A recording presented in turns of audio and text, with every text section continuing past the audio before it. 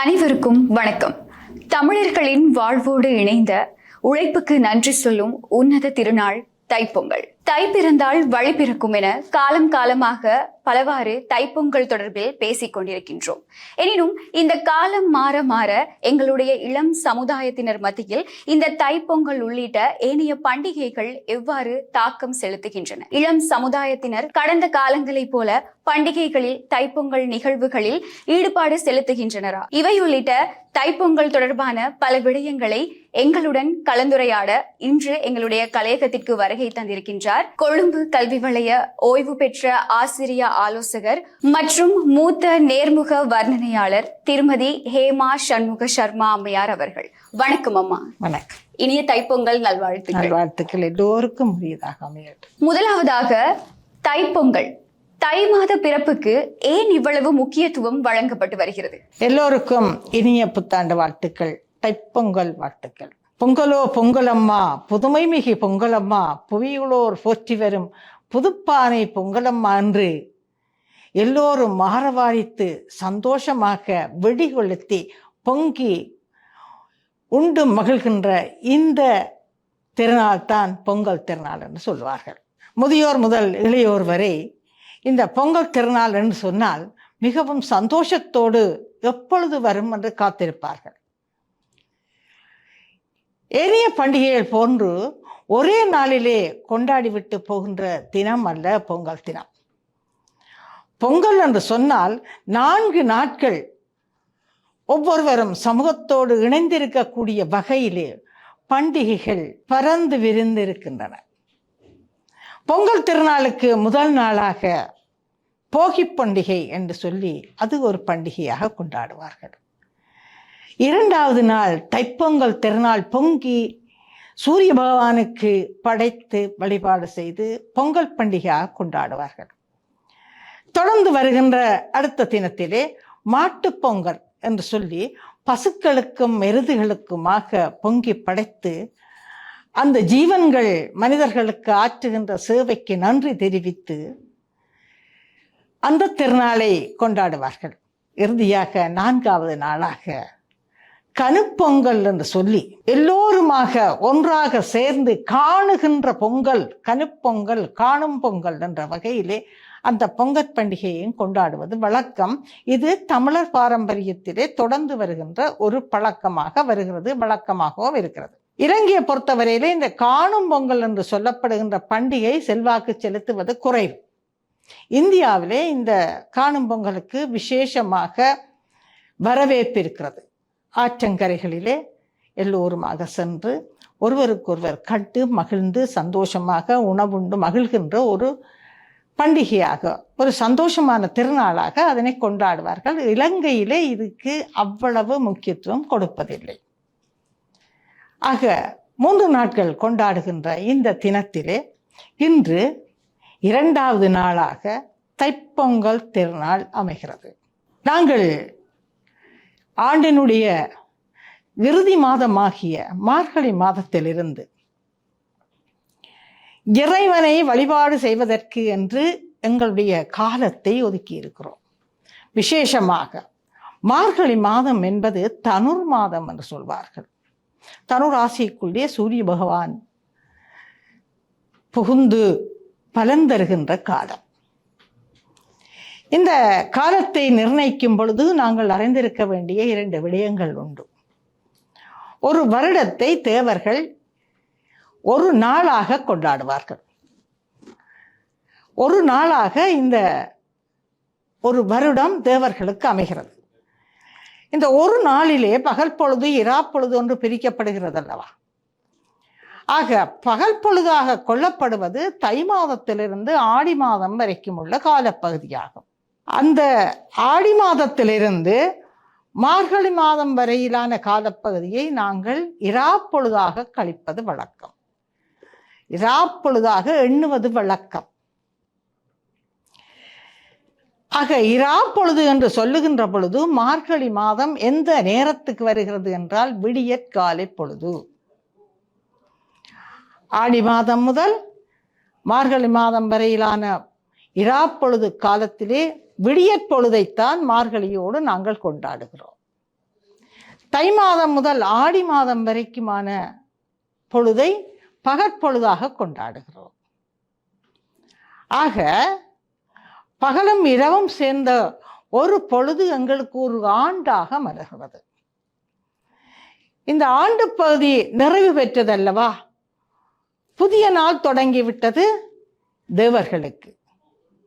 எங்களுக்கு புதுதாக ஒரு வருடம் என்று சொல்வதல்ல, புதிய பொங்கல் திருநாள் ஆரம்பிக்கிறது, பகற்பொழுது ஆரம்பிக்கிறது என்று சொல்வார்கள். இந்த தை மாதத்துக்கும் உலக புவியியல் சுற்றுச்சூழல் பண்பாட்டுக்கும் எத்தனையோ வகையான தொடர்புண்டு. மார்கழி மாதத்தை பொறுத்த வரையிலே குளிர்காலம் என்று சொல்வார்கள். இந்த குளிர்கால பொழுதிலே நிறைய மழை பெய்யும், பனி பெய்யும், பல்வேறு வகையான உணர்வுகளோடு கூடிய காலம். ஆக நாங்கள் ஒரு நாளிலே இரவு பொழுதிலே எப்பொழுது நாங்கள் துயிலிட வேண்டும் தெரியுமா? காலை பொழுதிலே, அதிகாலை பொழுதிலே 3 மணி 4 மணியிலிருந்து நாங்கள் துயிலெழுந்து விட வேண்டும். துயிலெழுந்து காலை கடன்களை நிறைவு செய்து இறை வழிபாட்டோடு எங்களை இணைத்து கொண்டு எங்களுடைய மனதை இறைவனிடம் ஒருநிலைப்படுத்தி அவனுடைய திருவருளை பெற்று காலை பொழுதாகிய 6 மணியிலிருந்து தொடங்குகின்ற ஏனைய பொழுது காலங்களை இறை அருளோடு கழிப்பது என்ற நியமத்தோடு நாங்கள் அந்த காலை பொழுதை, அந்த நாட்பொழுதை பயணிப்போம். இறைவனை வழிபாடு செய்து நாங்கள் தொடங்குகின்ற காரியங்கள் அத்தனையும் வெற்றிகரமாகவும் சிறப்புடையதாகவும் எங்களுக்கு பயனுடையதாகவும் என்று அமையும் என்ற ஒரு நம்பிக்கை எங்களுக்கு உண்டு. பயனுடையதாக அமையும் என்ற நம்பிக்கை எங்களுக்கு உண்டு. இந்த அடிப்படையிலே தான் மார்கழி மாதத்தை நாங்கள் காலை பொழுதுக்கான காலமாக கொள்ளுகிறோம். அந்த வேளையிலே தான், மார்கழி மாதத்திலே தான் எங்களுக்கு இறைவனோடு சேர்ந்து பயணிப்பதற்கான பல அனுபவங்கள் கிடைக்கின்றன. அந்த மார்கழி மாதத்திலே வைஷ்ணவர்கள், சைவ சமயத்தவர்கள், ஏன் இயேசுவிதா கூட அந்த மாதத்திலே தான் அவதாரம் செய்கிறார் என்று சொல்லப்படுகிறது. பொதுவாக எல்லா மதத்தவர்களுக்கும் அந்த மார்கழி மாதம் முக்கியமான மாதமாக கொள்ளப்படுகிறது. நாங்கள் சைவ சமயத்தவர்கள். ஆகவே எங்களுக்கு திருவாதிரை, திருவம்பாவை என்று சொல்லப்படுகின்ற விசேஷ தினம் இந்த மார்கழி மாதத்திலே தான் வருகிறது. வைஷ்ணவர்களுக்கு சொர்க்கவாசல் ஏகாதசி என்று சொல்லப்படுகின்ற விசேஷ தினம் இந்த மாதத்திலே தான் வருகிறது. அங்கே விரதம் இருந்து உணவை விடுத்து நித்திரையை விடுத்து இறைவனையே 24 மணித்தியாலமும் சிந்திக்கின்ற ஒரு நாள் அன்றைய நாளாக அமைகிறது சொர்க்க வாசல் ஏகாதசி. இது வைஷ்ணவர்களுக்கும் சிறந்தது. நாங்கள் எங்களுடைய நாட்டிலும் சைவ சமயத்திலே விஷ்ணு பகவானுடைய வழிபாட்டையும் சக்தியினுடைய வழிபாடு என்று சொல்லி, அதாவது சிவ வழிபாடு, விநாயக வழிபாடு என்று பிரித்து பார்க்காமல் எல்லா கடவுளர்களையும் வழிபாடு செய்து அருள் பெறுகின்ற ஒரு பண்பாடு எங்களுடைய சைவ சமயத்தவர்களுக்கு, இந்து சமயத்தவர்களுக்கு இருக்கிற காரணத்தினால் இங்கே நாங்கள் விஷ்ணுவை வழிபடுகிறோம், சிவனை வழிபடுகிறோம், பேதப்படுத்தாமல் எல்லா தெய்வங்களிடமிருந்தும் எங்களுக்கு அருள் கிடைக்கிறது என்ற வகையிலே ஏகாதசியை நாங்கள் கொண்டாடுகிறோம் மார்கழி மாதத்திலே. அதே போன்று திருப்பாவை படிக்கப்படுகிறது திருமாலாலயங்களிலே. இங்கே நாங்கள் இப்பொழுது இணைந்து கொண்டிருக்கின்ற தேவலை விஷ்ணு ஆலயத்திலே கூட திருப்பாவை பாராயணம் ஒவ்வொரு நாட்காலையிலும் இந்த எம்பெருமானுக்கு அர்ப்பணிக்கப்படுகிறது.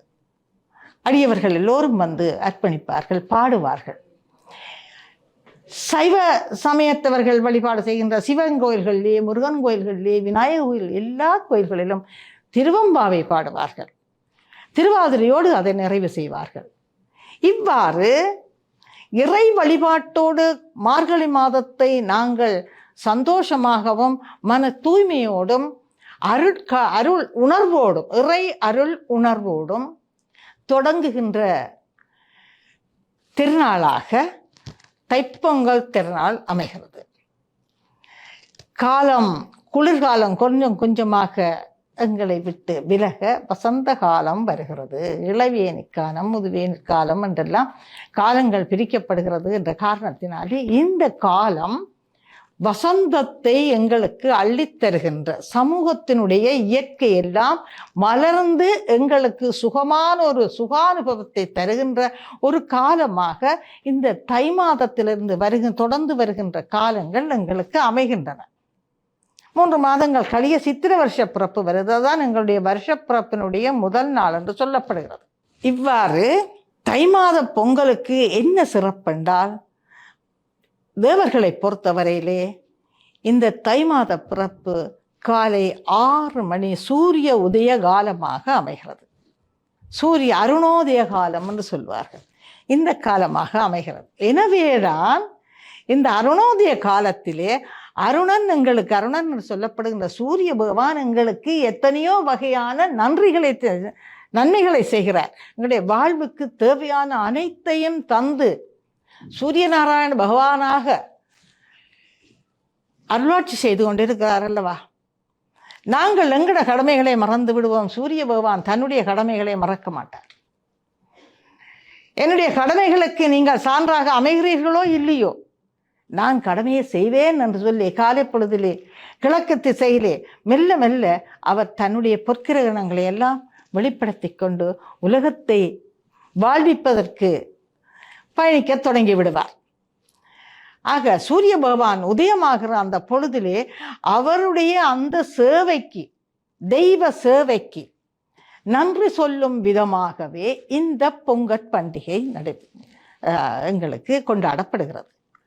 ஆகவே பொங்கல் பானை வைத்து, புதுப்பானை வாங்கி எங்களுடைய வீட்டினுடைய முன்றலிலே வைத்து, சூரிய பகவான் தன்னுடைய அப்படியே கதிரொளியை அந்த பானையிலே படும்படியான ஒரு நில அமைவிடத்திலே அமைத்து, அடுப்பு மூட்டி, விறகு வைத்து, அந்த பொங்கல் பானைக்கு கரும்பு, மாவிலை, மஞ்சள் போன்ற இயற்கையான தாவரங்களுடைய இலைகள் எல்லாம் கட்டி திருநீறு பூசி, பொங்கல் பானையே ஒரு சிவ வடிவமாக கருதி அதுக்கு நாங்கள் அலங்காரம் செய்து அதனிலே நீர் விட்டு அப்படியே பக்குவமாக தூக்கி அடுப்பிலே வைப்போம். அரோகரா அரோகரா என்று சொல்லி நாங்கள் அந்த பொங்கல் பானையை வைக்கும் பொழுது சின்ன பிள்ளைகள் எல்லாம் வெடிகொளுத்தி யாரவாரம் செய்து பொங்கலோ பொங்கல் என்று சொல்லுவார்கள். வைத்த பானைக்குள் நீர் இருக்கிறது, அரிசியை கழுவுகிறோம், பருப்பு போடுகிறோம். அப்படியே பொங்கல் பானைக்குள் நாங்கள் இந்த அரிசியை போட்டு பொங்கலுக்கு நாங்கள் தயாராகிறோம். அடுப்பெறுகிறது, பொங்கல் பானையிலே பொங்கல் கொதிக்கிறது. சந்தோஷமாக எல்லோரும் மகிழ்ந்து கொள்ளுகிறோம். பொங்கல் பானையிலே நாங்கள் நீர் விடுவதற்கு பதிலாக பாலை விடுகிறோம். பாற்பொங்கல் என்றதனை சொல்வார்கள். அப்படி விட்டு பொங்கல் கொதித்து கொதித்து வருகின்ற பொழுது அப்படியே பொங்கல் பானையினுடைய விளிம்பின் ஊடாக அது வெளியே வந்து ஊற்றும், அது வலியும். அந்த வலிகிற திசை எங்களுக்கு கிழக்கு முகமாக அமைய வேண்டும் என்று சொல்வார்கள். ஏன்னா சூரிய பகவான் பார்க்கிறார் அல்லவா, சூரியனுடைய கதிரதிலே விழுகிறது அல்லவா. ஆகவே இயற்கையாக அந்த அமைப்பு எங்களுடைய மனதுக்கு எவ்வளவோ சந்தோஷத்தை தரும். அந்த நேரத்திலே எல்லோருமாக பொங்கலே பொங்கலோ பொங்கல், பொங்கலோ பொங்கல், பொங்கலோ பொங்கல் என்று ஆரவாரித்து சந்தோஷமாக அதிலே மனதை ஈடுபடுத்துவார்கள். குழந்தைகளாக இருந்தால் என்ன, பெரியவர்களாக இருந்தால் என்ன, அந்த நேரம் நாங்கள் எங்களுடைய உறவுகள், எங்களுடைய சொந்தங்கள் எல்லோருமாக சேர்ந்து அதை கொண்டாடுகின்ற பொழுது மனதுக்கு ஒரு சந்தோஷம். தினம் தினம் உழைத்து மன இறுக்கத்தோடு வாழ்கின்ற ஒவ்வொரு ஆத்மாக்களுக்கும் இந்த பொங்கல் பண்டிகை மன இறுக்கத்திலிருந்து மன தளர்வை கொண்டரக்கூடிய சந்தோஷமான அனுபவத்தை தரும் என்ற வகையில் தான் அந்த பொங்கலை பண்டிகையாக கொண்டாடுகிறோம். உறவுகள் வருகின்றன, நண்பர்கள் வருகிறார்கள், எல்லாருமாக சேர்ந்து இருந்து அந்த பொங்கலை கொண்டாடுவோம். நாங்கள் சூரிய பகவானை பார்த்து அந்த பொங்கல் வழிந்தால் எங்களுடைய குடும்பத்துக்கு நல்லது என்று சொல்வார்கள். அப்படியே பொங்கி வழிந்து பொங்கல் ஆகின்ற பொழுது அந்த பொங்கலை நாங்கள் எடுத்து சூரிய பகவானுக்கு படைத்து பழம் வைத்து வெத்திலை பாக்கு வைத்து அதிலே சாம்பிராணி குச்சி ஊதுபத்தி கொளுத்தி வைத்து கற்பூரம் இட்டு கற்பூர ஆராத்தி செய்து அந்த வழிபாட்டை சிறப்பாக கொண்டாடுவது வழக்கம். அது எங்களுடைய ஒவ்வொரு இல்லங்கள் தோறும் நடைபெறுகின்ற ஒரு வழிபாட்டு மரபு. காலங்காலமாக தமிழர் பண்பாட்டு மரபிலே இது வழக்கமாக வந்து கொண்டிருக்கிறது. இந்த நாளைக்கு முதலிலே போகி பண்டிகை என்று நான் சொன்னேன் அல்லவா, ஒரு பண்டிகை வருகிறது. அந்த பண்டிகை அன்று என்ன செய்வார்கள் தெரியுமா? இதுவரை காலமும் ஒரு வருடமாக எங்கள் வீட்டிலே நாங்கள் வாழுகின்ற அந்த பரப்பிலே இருக்கின்ற தீய சக்திகளை அழிக்க வேண்டும், போக்க வேண்டும். ஆகவே எங்கெங்கெல்லாம் பாவனைக்கு உதவாத வகையிலே அமைந்திருக்கின்ற பகுதிகள் எவையெல்லாம் இருக்கின்றனவோ, அது உடுப்பாக இருக்கலாம், பொருட்களாக இருக்கலாம், எதுவாக இருக்கலாம், அவற்றையெல்லாம் நாங்கள் வெளியிலே போட்டு அக்னி பகவானுக்கு சமர்ப்பித்து விடுவோம். அதை நாங்கள் போகி பண்டிகை என்று சொல்லுவோம். போக்கும் பண்டிகை, எதை? தீயவற்றை போக்கும் பண்டிகை. பொதுவாக பொருட்களை மாத்திரம் நாங்கள் போக்குவதில்லை, எங்களுடைய மனதிலே இருக்கின்ற தீய சக்திகளையும் நாங்கள் போக்கிக் கொள்வோம். அப்படி போகின்ற பண்டிகையை போகி பண்டிகை என்று சொல்லுவோம். பலர் தங்களுடைய இல்லங்களை எல்லாம் புதுப்பிப்பார்கள். வீட்டை சுற்றி, தாங்கள் இருக்கின்ற இல்லத்தை சுற்றி சுத்தமாக்குவார்கள். பொங்கல் வருகிறது என்றால் உண்மையில் மிகவும் சந்தோஷமாக கொண்டாடுகின்ற ஒரு முனைப்பு ஒவ்வொருவருடைய உள்ளத்திலும் இருக்கின்றது வழக்கம். பண்டிகைகள் என்றாலே சந்தோஷம். நாங்கள் விரதங்கள் இருக்கிறோம். அந்த விரதத்துக்கும் இந்த பண்டிகைக்கும் என்ன வித்தியாசம் என்று தெரியும்? விரதம் என்பது எங்களுடைய உடலிலே இருக்கின்ற தீயவற்றை களைந்து நல் புத்துணர்வு ஊட்டக்கூடிய வகையிலான உடல் ஆரோக்கியத்துக்காக நாங்கள் கடைப்பிடிக்கின்ற ஒரு மார்க்கம்தான் விரதம். உணவு உண்ணாமல் இருந்து எங்களுடைய உணர்வுகளை சுருக்கி அவற்றை ஒருமுகப்படுத்தி இறைவனோடு இணைந்திருக்கக்கூடியதாக மனதிலேயே ஒருமைப்படுத்துகின்ற காலம்தான் விரத காலம் என்று சொல்வார்கள். அங்கே நாங்கள் உணவை சுருக்குகிறோம். பண்டிகை காலத்திலே என்ன செய்கிறோம்? உணவை பெருக்குகிறோம். ஒவ்வொரு வீடுகளிலும் பண்டிகை காலத்திலே மிகவும் சந்தோஷமாக பலகாரம் சுடுவார்கள். பண்டிகை காலத்திலே பொங்கல் வருகிறது என்றால் நாங்கள் ஒரு கிழமைக்கு முந்தையே அந்த பகுதி முழுவதுமாக சேர்ந்து சந்தோஷமாக ஒவ்வொரு வீடுகளிலும் பலகாரம் செய்வது வழக்கம். அந்தந்த கிராமங்களிலே இருக்கின்ற விசேஷ பலகாரங்கள் எல்லாம் அங்கே சுடுபடும். ஆட்கள் ஒவ்வொரு வீட்டுக்கும் ஒவ்வொரு வீட்டு பெண்களும் சென்று உதவி செய்து அந்தந்த வீட்டுக்குரிய பலகாரங்களை தயார்படுத்துவார்கள். அங்கே ஒரு சமூக ஒற்றுமை ஏற்படுகிறது, ஒரு கூட்டு முயற்சி ஏற்படுகிறது, அது ஒரு சந்தோஷம் ஏற்படுகிறது. ஒவ்வொருவருடைய மனமும் ஒவ்வொருடைய உணர்வும் ஒன்றுபட நாங்கள் இணைந்து கொள்ளுகிறோம். உணர்வுகளோடு முகத்தோடு முகம் பேசிவிட்டு போவதல்ல, உணர்வுகளோடு இணைந்து பழக வேண்டும். அதுதான் பழக்கம், அதுதான் இணக்கம். அந்த இணக்கப்பாடான சமுதாயம்தான் நமக்கு தேவை. அவற்றையெல்லாம் உருவாக்குவதற்கு இந்த பண்டிகை காலத்தினுடைய நடைமுறைகள் உதவி அளிக்கின்றன. ஆகவேதான் அப்படியான ஒரு பழக்க வழக்கத்தை மையமாக கொண்டதாக இந்த தைப்பொங்கல் பண்டிகை அமைகிறது. சூரிய பகவானுக்கு நன்றி தெரிவிக்கின்ற பண்டிகை. இந்த காலத்திலே தையம் பிறந்ததம்மா, தங்கம் பொலிந்ததம்மா, செய்யம் விளைந்ததம்மா, தேசம் மலர்ந்ததம்மா, மாம்பூ மலர்ந்ததம்மா, வாழை தார் போட்டதம்மா, தேன்பால் சொரிந்ததம்மா, தேசம் மலர்ந்ததம்மா என்று சிறுவர்கள் எல்லாம் பாடி பாடி மகிழ்வார்கள். ஏனென்றால் காலச்சூழ்நிலை இந்த தாவரங்களுடைய பரிணாம வளர்ச்சிக்கு உதவிகரமாக அமைகின்றன. ஆகவேதான் வயலிலே வேளாண்மை விளைகிறது. நாங்கள் விதைத்த நெல் முளைகள் எல்லாம் வளர்ந்து அறுவடைக்குரிய காலமாக இந்த தை மாதம் அமைகிறது. பல வயல்களிலும் இருந்து அறுவடை செய்து வருகின்ற காலம் என்ற வகையால் புதுப்பானை பொங்கலுக்கு புத்தரிசி போட்டு பொங்குவதும் வழக்கம். தைப்பூசத்தில் திருநாள் அன்றுதான் புத்து அரிசி போட்டு பொங்கி இறைவனுக்கு படைப்பது வழக்கம். தைப்பூச திருநாள் விசேஷமான திருநாள். அந்த புத்துப்பானை பொங்கல், புத்தரிசி பொங்கல், புதிர் எடுத்து வந்து வீட்டிலே கட்டி, வீட்டினுடைய வாசலிலே புதிரை கட்டி அழகாக அலங்கரித்து புதிர் சாப்பிடுவது வழக்கம் என்று தைப்பூசத்தன்று நாங்கள் அந்த சிறப்பான வழிபாட்டையும் கொண்டாடுவது வழக்கம். அதே போன்று இங்கே புத்தரிசி பொங்கலும் நாங்கள் செய்வது வழக்கம். பயரும் நாங்கள் அதோடு சேர்த்து போட்டு அந்த பொங்கலை பொங்குவோம். அந்த காலகட்டத்திலே இயற்கையினுடைய எல்லா தாவரங்களும் செழிப்பாக வளர்கின்றன. ஆகவே அறுவடைக்கு பயன்படுத்தப்படக்கூடிய, அதாவது வயலில் விளையக்கூடிய அனைத்து வகையான தாவரங்களும் இவ்வாறு தைப்பொங்கல் தினத்தில் பயன்படுத்தப்படுகின்றது என கூற வருகிறீர்கள். நான் இப்பொழுது சொன்னேன் உங்களுக்கு, பொங்கல் பானை வைக்கும் பொழுது அதுல என்ன கட்டுவோம்? பொங்கல் பானையிலே கரும்பு கட்டுவோம், மாவிலை கட்டுவோம், மஞ்சள் கட்டுவோம். அன்றைய காலத்திலே இந்த வேளாண்மை செய்கின்ற பொழுது அந்த அதற்கு சமமாக மஞ்சள், பயறு, ஏனைய தாவர வகைகளையும் விளைவிப்பது வழக்கம்.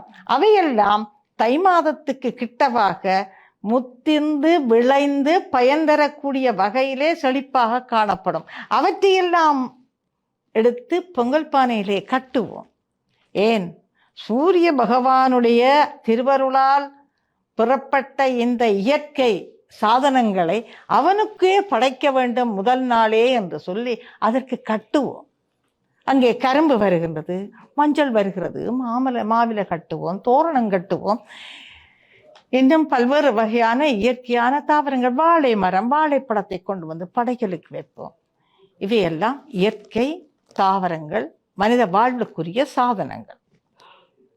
இந்த வகையிலே தைப்பொங்கல் திருநாள் எங்களுக்கு செழிப்பாக வருகின்றன. காலம் அப்படி, சுவாத்தியம் அப்படி, புவியியல் சார்ந்த சுவாத்தியம் அந்த காலத்துக்கு இயல்பாக வருகிறது. அந்த நேரம் சந்தோஷமாக பறவைகள் பறக்கின்றன, எல்லா மரங்களும் தளிர் விட்டு பச்சை பசேல் என்று காணப்படும். எத்தனையோ சமய விழாக்கள் அந்த காலத்திலே வருகின்றன. அவற்றையெல்லாம் நாங்கள் அனுபவிப்போம், கூடி மகிழ்வோம். இவற்றுக்கு அடிப்படையாக நெல் விளைந்து விட்டது. நெல்லை மூட்டையாக கட்டி கொண்டு வந்து வீட்டிலே வைப்போம். அவற்றை அரிசியாக்குவோம். நிறைய உணவாக காய்கறிகளும் எங்களுக்கு அங்கே வயலில் இருந்து கிடைக்கின்றன. எனவே உணவுக்கு பஞ்சம் இல்லாமல் நாமும் உண்டு பிறக்கும் கொடுத்து வாழக்கூடிய ஒரு பரந்த மனப்பாங்கு எங்களுக்கு கிடைக்கிறது, உள்ளத்துக்கு கிடைக்கிறது. அந்த மனப்பாங்கை நாங்கள் இந்த தைப்பொங்கல் தினத்திலிருந்து அப்படியே தொடங்கி வளர்த்து கொண்டு போக வேண்டும் என்பதுதான் இந்த சிறப்பான தினத்தினுடைய முக்கியத்துவமாக காணப்படுகிறது. ஏனைய மாத பிறப்புகளை விட இந்த தை மாத பிறப்புக்கு ஏன் இவ்வளவு முக்கியத்துவம், இது ஏன் இவ்வளவு விசேடமாக கொண்டாடப்படுகிறது என்பதற்கு இதைவிட மிகவும் தெளிவான ஒரு விளக்கத்தை வழங்கி இருக்க முடியாது. மிகவும் சிறந்த ஒரு விளக்கத்தை வழங்கியிருந்தீர்கள். சூரியனுக்கு நன்றி செலுத்தும் முகமாக இந்த தைப்பொங்கல் தினம் கொண்டாடப்பட்டு வருகிறது. இதற்கு அடுத்த தினமாக, அதாவது விவசாயத்திற்கு உதவக்கூடிய இந்த மாடுகளை வழிபடும் தினமாக பட்டி பொங்கல் கொண்டாடப்படுவதாக நீங்கள் முதல் கூறியிருந்தீர்கள். அது தொடர்பில் சிறிய விளக்கத்தை வழங்க முடியுமா? இன்றைய காலத்திலே எங்களுக்கு எருதுகளினுடைய முக்கியத்துவத்தை உணர்வதற்கு சந்தர்ப்பம் கிடைப்பதில்லை. எங்களுடைய இந்த தைப்பொங்கல் விழாவானது பாரம்பரியமானது. எருதுகள் தான் இங்கே முக்கியத்துவம் அடைகின்ற ஒரு காலம் இது. ஏனென்றால் வயலில் வேளாண்மை செய்வதற்காக ஒரு விவசாயி வயலிலே கால் வைக்கிறான் என்று சொன்னால் அவனுடைய கையிலே இருக்கும் கருவி கலப்பை. கலப்பையை வைத்துக்கொண்டு முதலிலே நிலத்தை உழ வேண்டும். உழுவதற்கு எருதுகள் தான் முன்பு கருவியாக அமைந்தன. விஞ்ஞான கண்டுபிடிப்புகளின் மூலமாக பல்வேறு கருவிகள் எங்களுக்கு அறிமுகமாகிவிட்டன. அதனாலே எருதுகளுக்கு நாங்கள் விடை கொடுத்து விட்டோம். எருதுகளை வைத்துக்கொண்டு வயலை வளப்படுத்துகின்ற ஒரு பண்பை நாங்கள் இழந்து விட்டோம்.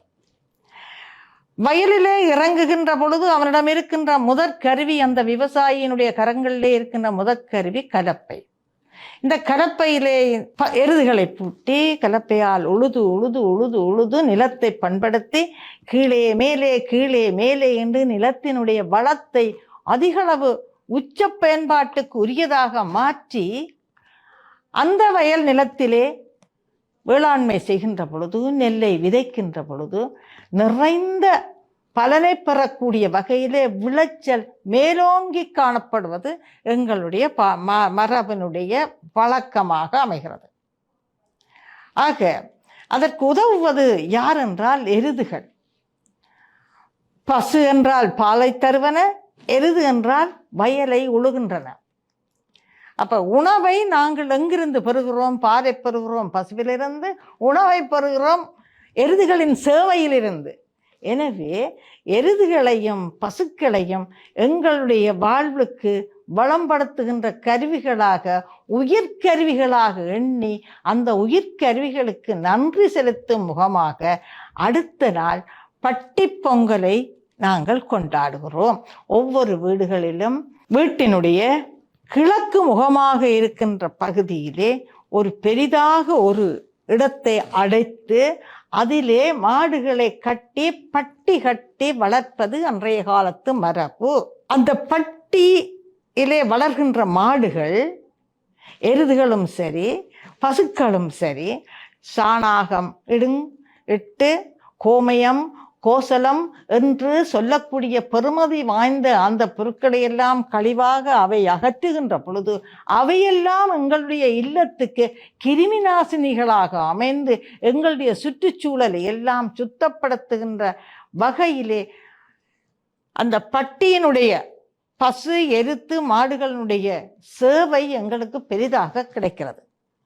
ஆகவே எங்களுடைய வாழ்கின்ற சுற்றுச்சூழல் புனிதமடைகிறது. இந்த சுற்றுச்சூழல்களிலே இந்த சுற்றுச்சூழலை வளம்படுத்துகின்ற அந்த ஜீவன்கள் எமக்கு பாலையும் தருகின்றன. காலையிலே எழுந்தவுடன் நாங்கள் முதலிலே பசுவிலே பாலை கறக்கிறோம். அந்த பாலை நாங்கள் பருகுவதற்கு ஒவ்வொருத்தரும் காத்திருக்கிறோம். எங்களுடைய உடலை வளர்க்கிறது. பூரண உணவாக அந்த பசுப்பால் கிடைக்கிறது அல்லவா, அதுக்கு பூரண உணவு என்று பெயர். எல்லா வகையான சத்துக்களை நிறைந்த ஒரு பானமாக அந்த பசுப்பால் அமைகிறது என்ற காரணத்தினால் அதனை நாங்கள் பருகுகிறோம். பசு தன்னுடைய கன்றுகளுக்கும் பால் கொடுத்து எங்களுக்கும் பாலை அள்ளி வழங்குகின்ற காரணத்தினாலே அது ஒரு சேவைக்குரிய கோமாதா என்று, தெய்வத்துக்குரிய தன்மை உரிய ஜீவனாக அதனை நாங்கள் பேணுகிறோம். அதனை கோமாதா என்று சொல்லுகிறோம். கோ என்றால் பசு, பசு தாய் பசு, அன்னை பசு அன்னை என்று சொல்கிறோம். தெய்வத்துக்குரியவள், தெய்வத்துக்கான பண்புகளை கொண்டது அந்த பசு. பசுவினுடைய உடலிலே எத்தனையோ தேவர்கள் வீற்றிருக்கிறார்கள் என்று எங்களுடைய புராண ஆகமங்கள் சொல்லுகின்றன. எனவே பசுவை தெய்வமாக வழிபடுகின்ற பொழுது அதனுடைய சேவைக்கு நாங்கள் நன்றி தெரிவிக்க வேண்டும். அதனுடைய எருது எங்களுடைய சிவப்பரம்பருடைய வாகனமாக கொள்ளப்படுகிறது. எனவே தியாகத்தினுடைய அடையாளமாக எங்களுடைய இந்து சமயம் சொல்லுகின்ற ஒரே ஒரு ஜீவன் எருது. அதனாலே தான் சிவன் எருதிலே ஏறி தோளுடைய செவியன் விடை ஏறியோர் தூவன்மதி, விடை என்றால் எருது வாகனத்திலே ஏறி வந்தார் என்றது தேவாரப்பாளர்கள் விரிந்து செல்ல. எனவே தான் எருதினுடைய நன்றிக்கும் அந்த எருது மாடு என்று சொல்லப்படுகின்ற அந்த ஜீவன்கள் வயலிலே இறங்கி உழுது எங்களுடைய வாழ்வை வளப்படுத்துகின்ற சேவையில் ஈடுபடுகின்ற காரணத்தினால அந்த சேவைக்கு நன்றி சொல்ல வேண்டும். எனவே நாங்கள் பட்டிப்பொங்கல் செய்கின்றோம். பட்டிப்பொங்கலிலே மாடுகளை இழுத்து வந்து அந்த மாடுகளை குளிப்பாட்டி அதனுடைய முகத்துக்கு அழகாக சந்தனம், திருநீறு, குங்குமம் என்று சொல்லி எங்களுடைய சிவசின்னங்களை எல்லாம் நெத்தியிலே பதித்து அந்த பசுவர்க்கங்களுக்கு நாங்கள் பூஜை செய்து கற்பூரம் காட்டி தெய்வமாக வழிபாடு செய்கின்ற ஒரு காலம்தான் தைப்பொங்கலுக்கு அடுத்த நாள் இருக்கின்ற பட்டிப்பொங்கல் காலம். இந்த காலத்திலே பசுவினுடைய எருதினுடைய சேவைக்கு நன்றி சொல்லுகிறோம். தைப்பொங்கல் அன்று சூரிய பகவானுடைய சேவைக்கு நன்றி சொல்லுகிறோம். ஏனென்றால் அங்கே கதிர் விரியாவிட்டால் இங்கே நிலத்திலே ஒரு வளமும் கிடைக்காது. எனவே சூரிய பகவானுடைய கதிர்கள் வளத்தை கொண்டு வருகின்றன என்ற வகையிலே அந்த நன்றிக்கும் நாங்கள் நன்றி தெரிவிக்கிறோம். பசுவினுடைய சேவைக்கும் நாங்கள் நன்றி தெரிவிக்கின்றோம். இந்த வகையிலே தைப்பொங்கல் பண்டிகை என்று சொல்லப்படுகின்ற இந்த பண்டிகை மொத்தமாக நன்றி தெரிவிக்கின்ற ஒரு பண்டிகையாக அமைகிறது. எங்களுடைய மனதிலே, ஒவ்வொருவருடைய மனதிலும் வளர்த்து கொள்ள வேண்டிய முக்கியமான பண்பாடு நன்றி தெரிவித்தல். செய் நன்றி அறிதல் என்று சொல்லப்படுகின்ற ஒரு அத்தியாயமே திருவள்ளுவருடைய திருக்குறளிலே 10 குறளோடு அமைந்திருக்கிறது. ஒருவர் என்ன நன்றியை எங்களுக்கு செய்தாலும் அதற்கு நன்றி தெரிவித்து அவர்களுடைய மனதை சந்தோஷப்படுத்தக்கூடிய ஆற்றலை நாங்கள் கொண்டிருக்க வேண்டும் என்பதை வள்ளுவர் கூறியிருக்கிறார் என்ற வகையிலே, அப்படி அவர் கூறாமல் விட்டிருந்தாலும் கூட நாங்கள் உணர வேண்டும். அந்த நன்றி தெரிவிக்கின்ற அந்த செயற்பாடுதான் இந்த தைப்பொங்கல் பண்டிகையினுடைய உள்நாதமாக, அடிநாதமாக அமைகிறது. ஆகவே ஒவ்வொருவரும் என் நன்றி கொன்றார்க்கும் மொய்வில்லை, செய் நன்றி கொன்ற மகன் என்று சொல்லப்படுகிறது அல்லவா? ஆகவே எந்த நன்றியையும் நாங்கள் மறந்து விடலாம், செய் நன்றியை மறக்கக்கூடாது. ஒரு சிறிதளவாவது ஒருவர் எங்களுக்கு ஒரு உதவியை செய்தால் நாங்கள் அதற்கு பெரிதாக அதை நினைக்க வேண்டும். காலத்தினாற் செய்த உதவி சிறிது எனினும் ஞாலத்தின் மானப்பெரிது என்று சொல்லி அதையும் சொல்லியிருக்கிறார். எங்களுக்கு தேவை வந்த நேரம் எவர் உதவி செய்கிறார்களோ அந்த உதவி உலகத்தை விட பெரிதாக அமைகிறது என்று உணர வேண்டும் என்று சொல்லியிருக்கிறார். அந்த நன்றி உணர்வைத்தான் தைப்பொங்கல் தினத்திலும் பட்டிப்பொங்கல் தினத்திலும் நாங்கள் உணர வேண்டும் என்ற அடிப்படை சிந்தனையைத்தான் மனிதர்கள் ஒவ்வொருவரும் வளர்த்து கொள்ள வேண்டும் என்று இந்த பட்டிப்பொங்கல், இந்த தைப்பொங்கல் என்பன எமக்கு உணர்த்தி நிற்கின்றன. இன்றைய காலத்திலே ஒருவர் நமக்கு செய்த நன்றியை நாம் ஒருபோதும் மறந்துவிடக்கூடாது என்ற ஒரு ஆழமான கருத்தை மிகவும் அழகாக இந்த தைப்பொங்கல் பண்டிகை எமக்கு உணர்த்தி நிற்கின்றது. இந்த தெளிவுக்கு மிகவும் நன்றி. தைப்பொங்கல் தினத்தை இயற்கையுடன் சார்ந்த தினம், இயற்கையுடன் சார்ந்த பண்டிகை, உழவர்கள் சூரியனுக்கு நன்றி செலுத்தக்கூடிய பண்டிகை, நன்றியை மறக்கக்கூடாது என்ற தாற்பயத்தை புரிய வைக்கக்கூடிய ஒரு பண்டிகை என்றெல்லாம் விளக்கங்களை கூறியிருத்தீர்கள். ஆனாலும் கூட இன்றைய இளம் சமுதாயத்தினருக்கு இந்த செய் நன்றி மறக்கக்கூடாது என்ற ஒரு கருத்து இந்த தைப்பொங்கல் பண்டிகையூடாக புரிய வைக்கப்படுகின்றதா? தைப்பொங்கல் பண்டிகையே உழவர்களுடைய சேவையை கௌரவிப்பதற்காக கொண்டாடப்படுவது. உழவர்களுடைய சேவைக்கு உதவுகரமாக அமைகின்ற சூரிய பகவானுடைய அருட் சிறப்புக்கும் நாங்கள் நன்றி தெரிவிக்கும் முகமாக கொண்டாடப்படுகிறது. சூரிய பகவானையும் உழவர்களையும் நாங்கள் கௌரவப்படுத்துகின்ற பொழுது அடிப்படையாக எங்களுக்கு மறைமுகமாகவும் வெளிப்படையாகவும் உதவுகின்ற பசுக்கள், எருதுக்கள் என்று சொல்லப்படுகின்ற கால்நடைகளுக்கும் நாங்கள் நன்றி செலுத்த வேண்டும் என்ற வகையிலே தான் பட்டிப்பொங்கலை நாங்கள் கொண்டாடுகிறோம். இது எங்களுடைய பாரம்பரியமாக சமுதாயத்திலே வளர்ந்து வருகின்ற ஒரு பண்டிகை திருநாள் உணர்வு. உள்ளங்களும் உள்ளமும் ஒன்றுபட இணைகின்ற திருநாள் இவை. யந்திரங்களும் இணைந்து கொள்ளுகின்ற காலம் அல்ல. ஒவ்வொரு மனித உணர்வும் ஒன்றோடொன்று இணைந்து கொள்ளுகின்ற காலம்தான் பண்டிகை காலம். அப்பொழுது எங்களுடைய மனம் விரிசல் அடைகிறது. மனதிலே இருக்கின்ற இறுக்கத்தன்மைகள் தளர்வடைகின்றன. அப்படி தளர்வடைகின்ற பொழுது உடல் ஆரோக்கியம் பேணப்படுகிறது, உள்ள ஆரோக்கியம் பேணப்படுகிறது. உடலும் உள்ளமும் சேர்ந்து ஆரோக்கியப்படுகின்ற பொழுது வாழ்நாள் பெருகுகிறது. எங்களுக்கு எப்பொழுது மனதை இறுக்கி ஒருவரோடு ஒருவர் பேசாமல் இருக்கின்ற தன்மையை கொண்டு வருகிறோமோ அப்பொழுது மனம் சுருங்கி விடுகிறது, ஆரோக்கியம் கெட்டு விடுகிறது. இங்கே இன்றைய காலத்திலே இளம் தலைமுறையினர் இப்படியான பண்டிகைகளோடு இணைந்து கொள்ள வேண்டும். உடலை சுத்தமாக்குவதற்கு ஏற்ற காலங்களாக விரத காலங்கள் அமைகின்றன, விழாக்கள், பண்டிகைகள் என்பன விழாக்கள், விரதங்கள் அமைகின்றன. அதோடு பண்டிகைகள் நாங்கள் எங்களை மாத்திரம் சீர்படுத்தி கொள்ளாமல் சமூகத்தோடு இணைந்து சீர்பட வேண்டும் என்ற காரணத்தினாலே பண்டிகைகள் எங்களுக்கு அறிமுகப்படுத்தப்பட்டிருக்கின்றன, கொண்டாடப்பட்டு வருகின்றன. இப்பொழுது இந்த அடிப்படை கருத்துக்களை இளம் சமுதாயத்தினர் ஒவ்வொருவரும் அறிந்திருக்கிறார்களா என்பது முக்கியமான கேள்வி. அவர்கள் தங்களுடைய உணர்வுகளை யந்திரங்களோடு மட்டும் மட்டுப்படுத்தி விட்டு உணர்வுகளை வெளிப்படுத்தி அதற்கு ஒரு உணர்வுகளுக்கு மட்டுப்படுத்தி விட்டு உணர்வுகளுக்கு மதிப்பளிக்காத ஒரு நிலை ஏற்படுகிறது. தங்களுடைய எண்ணப்பாங்குகள் எல்லாவற்றையும் யந்திரத்துக்குள்ளேயே முடக்கி விடுகிறார்கள். மனிதன் யந்திரத்துக்குள் முடக்கப்படுகின்ற ஒரு ஜீவன் அல்ல, அவன் சமூகத்தோடு இணைய வேண்டிய ஜீவன். எத்தனையோ வகையான பஞ்ச புலன்களின் ஊடாக வருகின்ற உணர்வுகளை வெளிப்படுத்தி எல்லா சமூகத்தோடும் இணைந்து கொள்ளக்கூடிய ஒரு பக்குவத்தை கொண்டவன்தான் மனிதன்.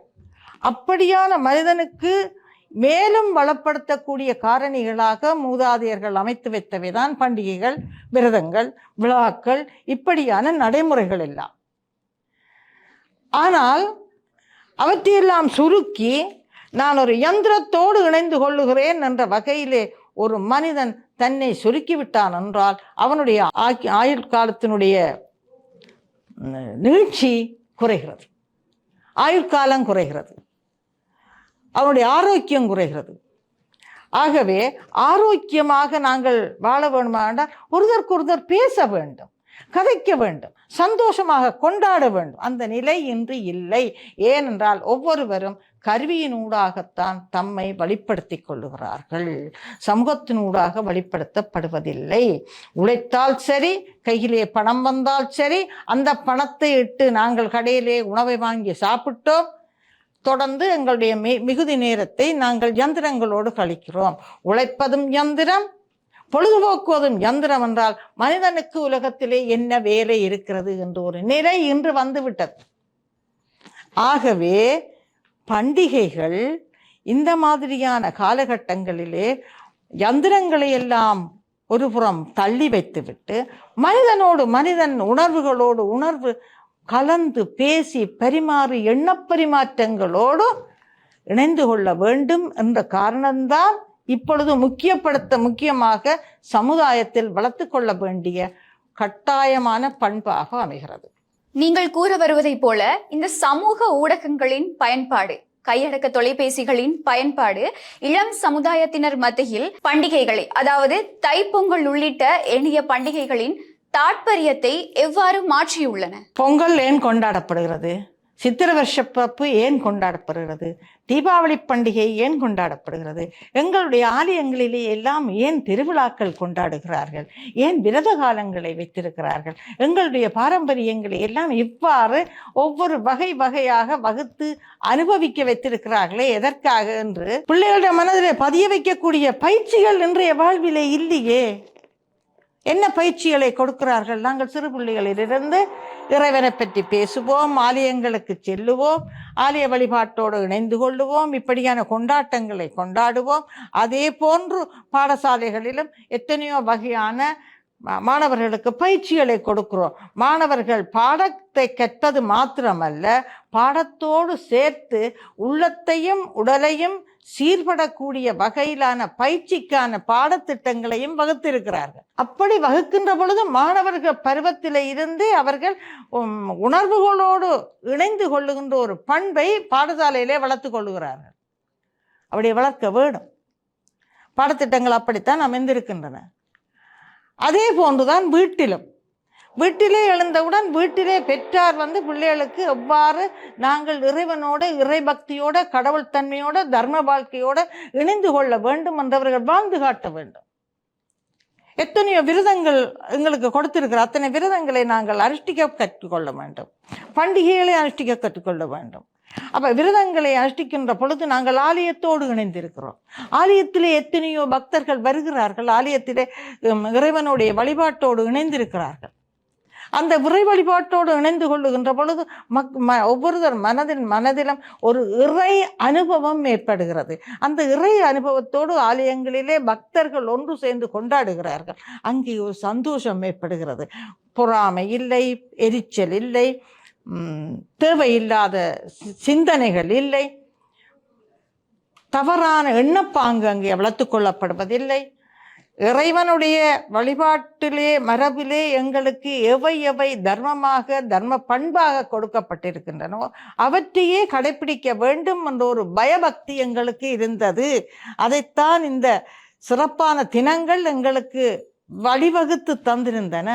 இறைவனைக்கு பயந்து வாழ்ந்தோம், தர்மத்துக்கு பயந்து வாழ்ந்தோம். அது இந்து சமயம் மட்டுமல்ல, எல்லா மதத்தவர்களுக்கும் இறை அனுபவத்திலே ஒரு பயபக்தி இருந்தது. இன்று அப்படியான பயபக்திக்கான அனுபவங்களை வீட்டிலே பெற்றோர் கொடுக்க தவறுகின்ற சந்தர்ப்பங்களும் உண்டு. அப்படியான சந்தர்ப்பங்களிலே பிள்ளைகள் எதை செய்வது என்று தெரியாத ஒரு மன எழுச்சி பிரச்சனையிலே இருக்கின்ற காரணத்தினால் அவர்கள் வாழ்க்கையிலே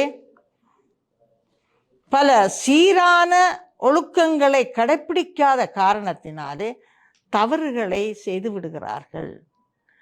ஆகவே சமுதாயம் செழிப்படைய வேண்டுமாக இருந்தால் இறைவனோடு நாங்கள் பயபக்தியாக வழிபாடு செய்யக்கூடிய ஒரு பயிற்சியை வீட்டில் இருந்து ஆரம்பித்து பிள்ளைகளுக்கு வழிப்படுத்தி வர வேண்டும். சுத்தமாக இருக்க வேண்டும், எமது இல்லத்தை சுத்தமாக வைத்திருக்க வேண்டும், இல்லத்தின் சூழலை சுத்தமாக வைத்திருக்க வேண்டும்.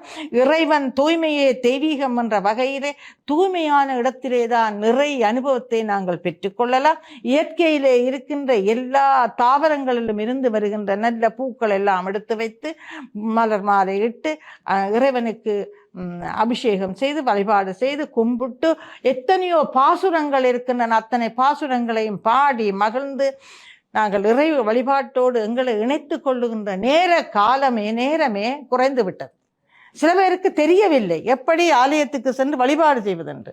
எங்களுக்கு மூதோதையர் சொல்லி தந்திருக்கிறாங்க. நிறைய காலம் அல்ல, அன்னை காலத்துக்கு சென்ற நூற்றாண்டுக்கு முதல் நூற்றாண்டில் தான் ஆறுமுக நாவலர் என்ற ஒரு பெரிய மகான் எங்களுடைய யாழ்ப்பாணத்திலே தோற்றம் பெற்று எங்களைப் போல சாதாரண மனிதன் வாழ முடியாமல் கஷ்டப்படுகின்ற, அறிவில்லாமல் கஷ்டப்படுகின்ற, வழிபாட்டு மரபு தெரியாமல் கஷ்டப்படுகின்ற ஒவ்வொரு ஒவ்வொரு மனிதர்களுக்கும் பால போதினி என்று சொல்லப்படுகின்ற எத்தனையோ வழிப்படுத்துகின்ற நூல்களை எழுதி வெளியீடு செய்து எங்களோட கைக்கு கரங்களுக்குள் செலுத்தி இருக்கிறார். நாங்கள் அவற்றை எல்லாம் ஒதுக்கி விடுகிறோம். ஆலயத்துக்கு சென்று எப்படி வழிபாடு செய்ய வேண்டும், ஆலயத்துக்கு எப்படி செல்ல வேண்டும், இறை அனுபவத்தை நாங்கள் எவ்வாறு பெற வேண்டும் என்ற எண்ணப்பாங்கெல்லாம் ஆறுமுக நாவலரின் ஊடாக வழிப்படுத்தப்பட்டு வந்திருக்கின்றன. அப்படி ஒரு பரம்பரை தான் யாழ்ப்பாண பரம்பரை. விபுலானந்தர் என்று சொல்லப்படுகின்ற மேதையினுடைய பரம்பரை தான் மட்டக்களப்பு பரம்பரை. அவை எல்லாவற்றையும் நாங்கள் புறந்தள்ளிவிட்டு யந்திரத்தோடு இணைந்து கொண்டால் எங்களுடைய சந்தோஷம் நமக்கு கிடைத்து விடும் என்று சொல்லி யந்திரத்தோடு இணைந்து கொள்ளுகிறோம். அதனாலே ஆரோக்கியத்தை தொலைக்கிறோம், உணர்வுகளை தொலைக்கிறோம், அன்பை தொலைக்கிறோம், பாசத்தை தொலைக்கிறோம், உறவுகளை தொலைக்கிறோம், கடைசியாக எங்களுடைய உயிரையே தொலைத்து விடுகிறோம்.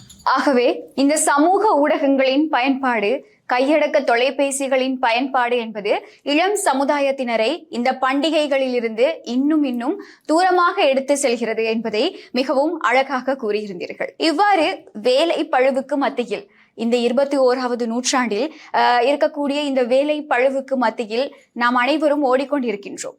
இவ்வாறான வேலை பழுவுக்கு மத்தியிலும் இந்த தைப்பொங்கலை நாம் உணர்வு பூர்வமாக நீங்கள் கூறக்கூடிய இந்த இந்து சமய விழுமியங்கள் ஊடாக இளம் சமுதாயத்தினர் எவ்வாறு கொண்டாட முடியும், அதற்கு என்ன மாதிரியான விடயங்களை நாம் இனி எங்களுடைய வாழ்க்கையில் மேற்கொள்ள முடியும் என்பது பற்றி கூற முடியுமா? உண்மையிலே இப்பொழுது நகரமயமாக்கல் என்று சொல்லப்படுகின்ற ஒரு நாகரீகம் சமுதாயத்திலே பரவிவிட்டது. முடுக்கெல்லாம் அந்த மாதிரியான ஒரு நகரமயமாக்கல் பண்பு வந்துவிட்டது. முன்னைய காலங்களிலே இயற்கையோடு சேர்ந்து வாழ்தல், இயற்கை சக்திகளோடு இணைந்து வாழ்தல் என்ற வகையிலே வாழ்க்கை பரப்பு இயற்கையோடு இணைந்திருந்தது. அந்த காலகட்டங்களிலே இளம் சமுதாயத்தினருக்கு எத்தனையோ பயிற்சிகள் கிடைத்தன. சமுதாய பங்களிப்பு அங்கே முக்கியப்படுத்தப்பட்டன.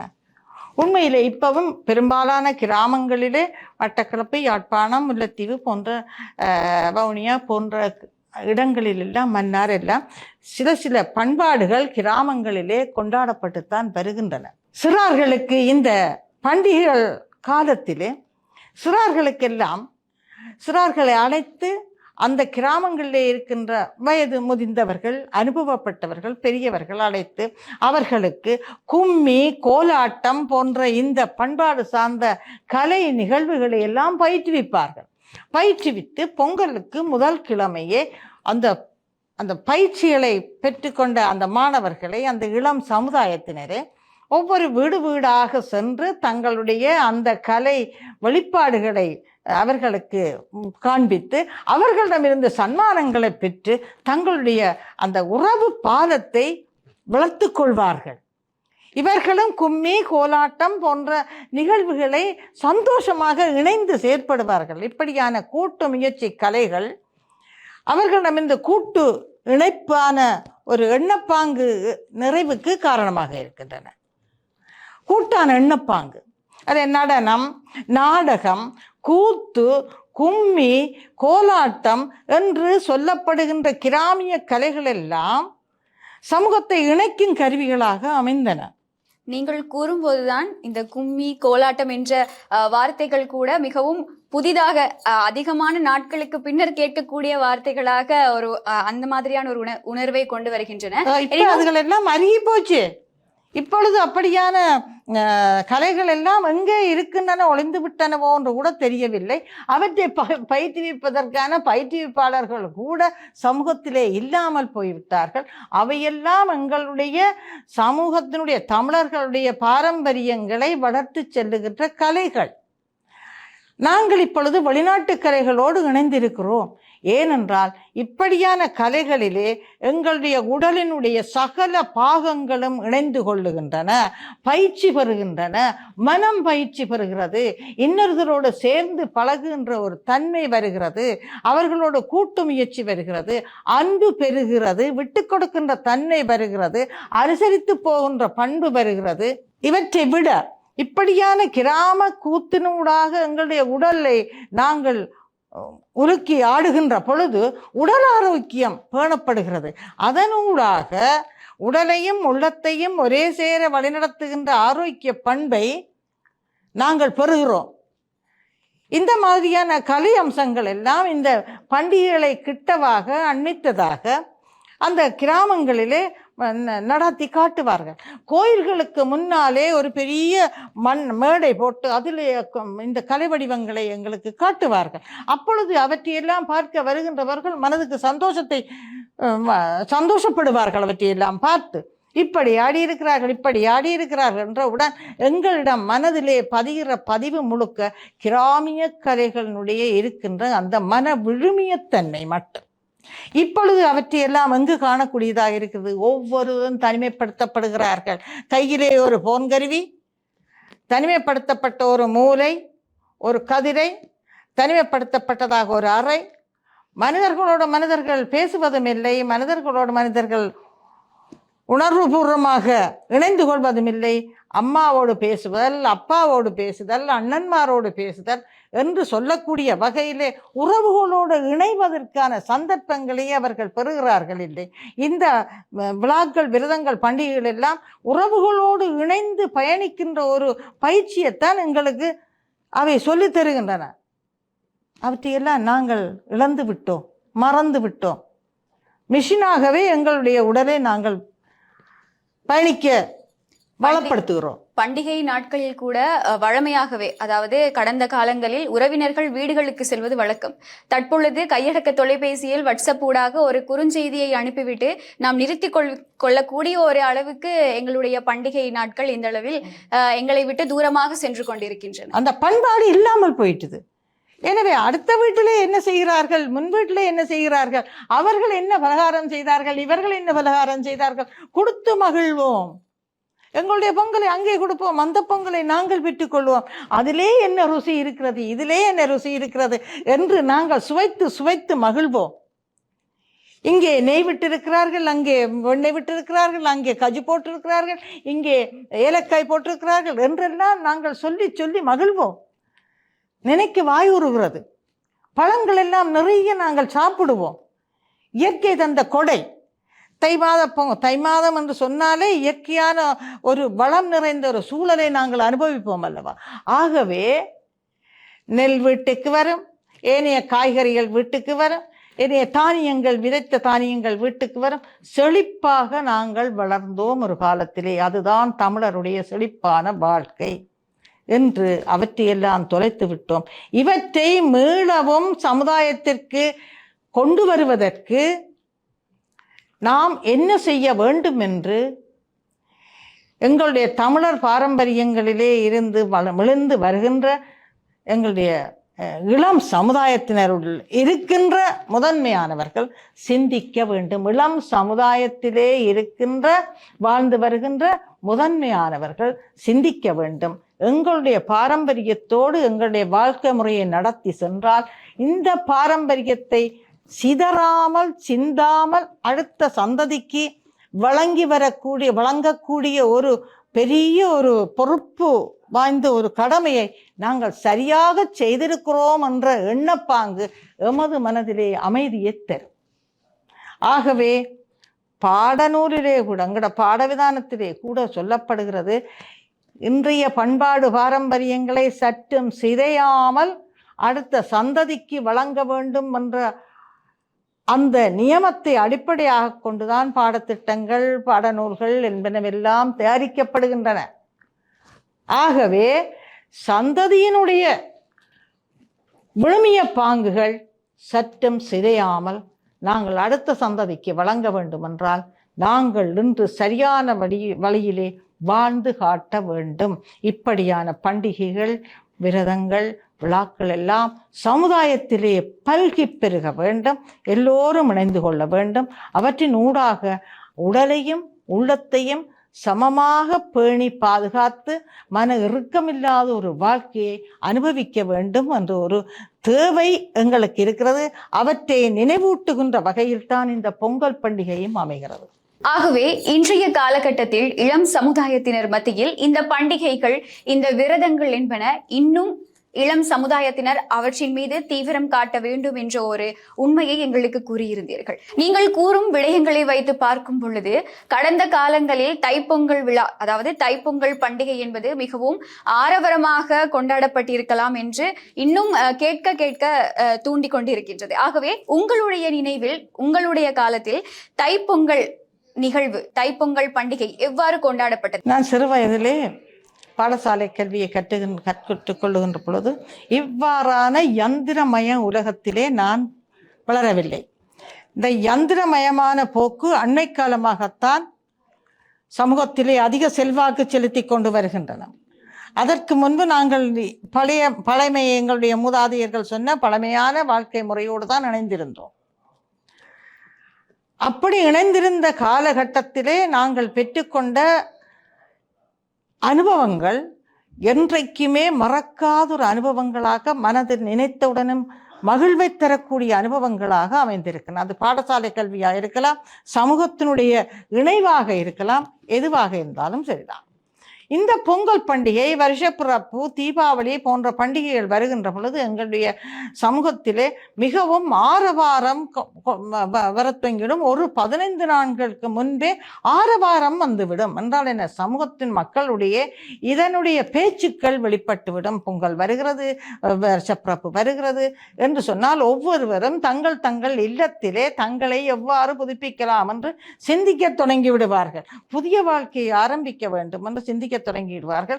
அந்த வேளையிலே சிறுவர்களாக இருப்பவர்கள் அவர்கள் தங்களுக்குள்ளே ஒரு கூட்டாக சேர்ந்து கொள்வார்கள். இந்த கூட்டாக இருக்கின்ற அந்த சிறுவர்களை வழிப்படுத்துவதற்கு சில பெரியோர்கள் இருப்பார்கள், வளம் பெற்ற பெரியோர்கள் இருப்பார்கள். அப்படியான ஒரு சமூகத்திலே நான் வளர்ந்திருக்கிறேன் என்ற வகையிலே பெரியவர்களுடைய வழிப்படுத்தலிலே எத்தனையோ கூத்து கலைகளை நாங்கள் ஆடி ஆடி மகிழ்ந்து ஒவ்வொருவரிடமிருந்தும் வரவேற்பை பெற்றிருக்கிறோம்.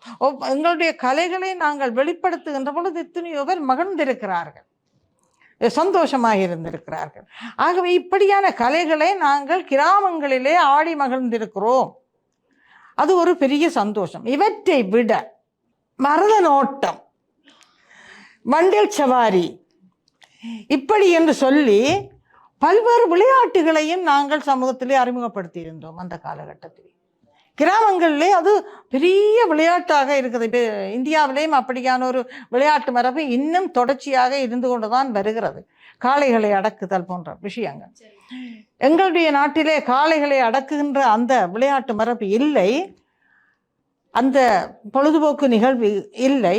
ஆனால் ஓட்டப்பந்தயம், வண்டிச்சவாரி, வயதானவர்களுக்கான நடைப்பயிற்சி, வேகமாக நடப்பதற்கு பயிற்சி, அதில் 20-25 பேர் இணைந்து கொண்டு யார் முதல் வேகமாக நடப்பதுன்னு சொல்லி அவர்களுக்கு நடைப்பயிற்சி தேவையல்லவா, அவர்களுக்கு கொடுக்கின்ற பயிற்சி. இப்படி பல்வேறு மட்டத்தினரிடையே ஊருக்குள்ளே ஒவ்வொரு ஊரும் அல்லது 2 கிராமங்கள் ஒன்று சேர்ந்து இவ்வாறான விளையாட்டு பயிற்சிகளை இந்த பொங்கல் பண்டிகையை வருடப்பிறப்பை அண்மித்த காலங்களிலே நடத்த துவங்கிவிடுவார்கள். சைக்கிள் ஓட்டம், 50 மைல் சைக்கிள் ஓட வேணும் என்று சொன்னால் இத்தனை மாணவர்களை, இத்தனை இளம் சமுதாயத்தினரை ஒன்று சேர்த்து அந்த விளையாட்டை நாங்கள் ஆரம்பிப்போம். அது ஒரு ஊருக்குள்ள விளையாட்டு, கிராமத்தினுடைய விளையாட்டு என்ற எல்லோரும் பங்களிப்பு செய்வார்கள். அதில் ஒவ்வொரு கிராமத்திலும் இருக்கின்ற, ஒவ்வொரு வீட்டிலும் இருக்கின்ற யாராவது ஒருவர் அந்த விளையாட்டோடு இணைந்து கொள்வார்கள்.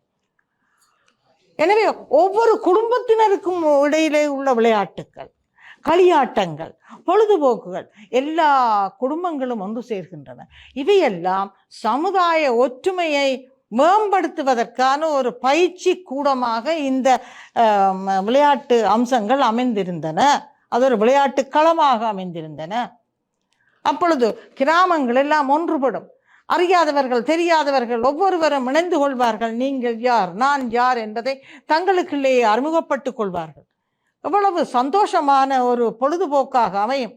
இவையெல்லாம் நிறைவு பெற்றதாக இருந்தால் அவர்கள் தொழிலுக்கு சென்று விடுவார்கள், தங்களுடைய வருமானத்துக்குரிய தொழிலுக்கு சென்று விடுவார்கள். அப்படி செல்லுகின்ற பொழுது அவர்கள் ஒரு புத்தூக்கமான வாழ்க்கையை அனுபவிப்பதற்கான உணர்வை பெறுவார்கள். உண்மையிலே இதுதான் சந்தோஷமான வாழ்க்கை பயணம். இவ்வாறான விடயங்கள் இந்த காலகட்டத்தில் அவை அந்த காலத்தில்தான் அவ்வாறு கடைபிடிக்கப்பட்டன என்று புறக்கணிக்கப்படுகின்ற பல விடயங்கள் இருக்கின்றன. அதாவது தைப்பொங்கல் நிகழ்வில் இந்த மாதிரியான விடயங்கள் கடைபிடிக்கப்பட்டன என்று கூறப்படும் சந்தர்ப்பங்களில் அது அந்த காலத்தில் தான் கடைபிடிக்கப்பட்டது, இவ்வாறான விளையாட்டு நிகழ்வுகளாக இருக்கட்டும் அது அந்த காலத்தில் கடைபிடிக்கப்பட்டவை என தற்போதைய சமுதாயத்தினரால் புறக்கணிக்கப்படும் வீதம் என்பது அதிகமாகவே காணப்படுகின்றது. யந்திர சாதனத்தினூடாக மனிதன் வாழுகின்றான். அதாவது உணர்வுகள் புறக்கணிக்கப்பட்டு யந்திரங்கள் முன்னிலைப்படுத்தப்படுகின்றன. பழைமை அதிகளவில் புறக்கணிக்கப்பட்டு வருகிறது. ஏனென்றால் எல்லோரும் சொல்வார்கள், நீங்கள் ஒரு அதாவது நீங்கள் முன்னியவர்கள், உங்களுக்கு இதை பற்றி ஒன்றும் தெரியாது, நீங்கள் பழசுகள். அதுக்கு புதுசாக ஒரு டெக்னிக்கல் நுட்பமான ஒரு பெயரை சொல்வார்கள், பழசுகள். இது பழசுகள் என்ற பிரச்சனை. பழசு புதுசு என்று சொல்வதெல்லாம் அறியாமையின் வெளிப்பாடு. பழமை புதுமை என்று சொல்லப்படுவதெல்லாம் அறியாமையின் வெளிப்பாடு. எங்களுடைய சமயத்துக்கும் எங்களுடைய வாழ்வியலுக்கும் இடையிலே நிறைந்த தொடர்பு இருக்கிறது. சமயம் வேறு சமூகம் வேறு என்று இணைப்பை துண்டிப்பது அல்ல, இணைப்பை இறுக்கப்படுத்த வேண்டும், நெருக்கப்படுத்த வேண்டும், சமயத்தின் ஊடாக வாழ வேண்டும் என்பதுதான் எங்களுடைய நெறியே தவிர சமயம் வேறு வாழ்க்கை வேறு என்று நாங்கள் சிந்திப்பது எங்களுடைய அறியாமையை நாங்கள் வெளிப்படுத்துவது போன்றதுதான். எனவே இந்த பண்பாடுகள் பாரம்பரியங்கள் எல்லாம் சமயத்தின் ஊடாக, பாரிய வழிபாடுகளின் ஊடாக, மன இணைவுகளின் ஊடாக, இந்த விழாக்கள் பண்டிகைகளின் ஊடாக வெளிப்படுத்தப்பட வேண்டிய ஒரு பண்புகள். இவையெல்லாம் புறக்கணிக்கப்பட வேண்டியவை அல்ல. இன்று அவற்றையெல்லாம் இந்த தமிழ் மக்கள் புறக்கணிக்கிறார்களாக இருந்தால், இளம் சமுதாயம் புறக்கணிக்கிறார் இருந்தால், அந்த ஒவ்வொருவருடைய வீட்டிலே இருக்கின்ற பெரியவர்களும் உணர்ந்து அந்த பிள்ளைகளை தங்களுடைய வாழ்வியலுக்கு ஏற்ற வகையிலே அவர்களை வளப்படுத்த வேண்டிய கடமை பெற்றோருக்கு உரியது, சமூகத்துக்குரியது, அயல் வீட்டுக்குரியது.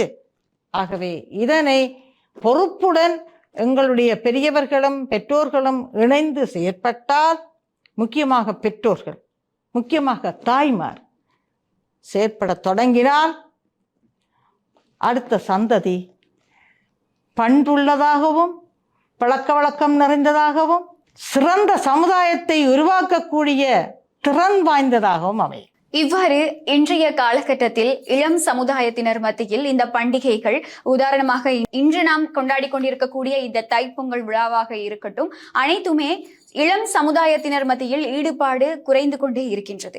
இதற்கான காரணங்கள் என்ன, இதனை நாம் நிவர்த்தி செய்ய என்னவெல்லாம் செய்ய முடியும் என்பதை மிகவும் தெளிவாகவும் விளக்கமாகவும் கூறியிருந்தீர்கள். இந்த இளம் சமுதாயத்தினை சேர்ந்த ஒருவருக்கு இந்த நேர்காணல் நீங்கள் கூறிய விடயங்கள் மிகவும் பயனுள்ளதாக இருக்கும் என்பதை நாங்கள் முழுவதுமாக ஏற்றுக்கொள்கின்றோம். இன்றைய தினத்திலும் கூட எங்களுடைய கலையகத்திற்கு வருகை தந்து எங்களுக்கு மிகச்சிறந்த ஒரு நேர்காணலை வழங்கிய திருமதி ஹேமா சண்முக சர்மா அவர்களுக்கு நன்றி.